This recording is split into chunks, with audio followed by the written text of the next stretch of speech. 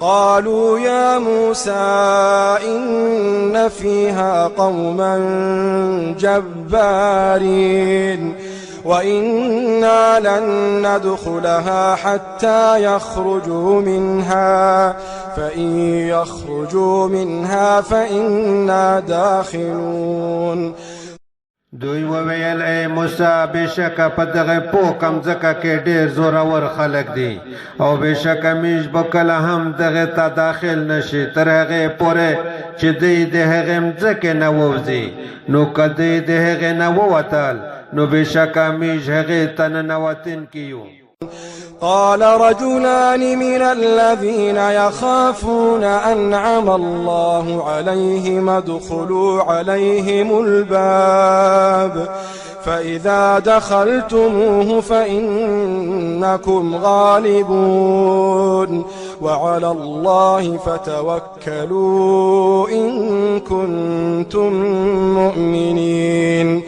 وویل دوی سړی له هغه کسونو نه چې د الله تعالی نه وېرېدل او الله تعالی په هغه دواړه انعام کړی و.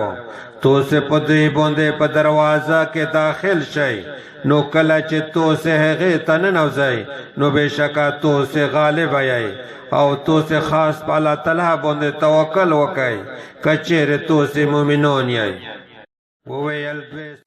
قالوا يا موسى إنا لن ندخلها أبدا ما داموا فيها فاذهب أنت وربك فقاتلا إنا هاهنا قاعدون. هغې وویل ای موسی علیه السلام بېشکه میش دې ښار ته هېڅکله نه ننوځي تر څو پورې چې دی په هغې کې وي. نو ته او د تور رب دې لوړ شي نو توسې دواړه وجنګېږئ. میش خو بس همدلته ناست یو.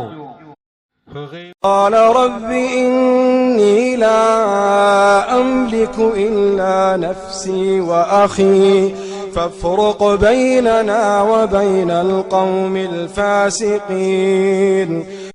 موسی علیه السلام وویل ای زما ربه بېشکه زه اختیار نه لرم مګر د خپل ځان او د خپل ورور.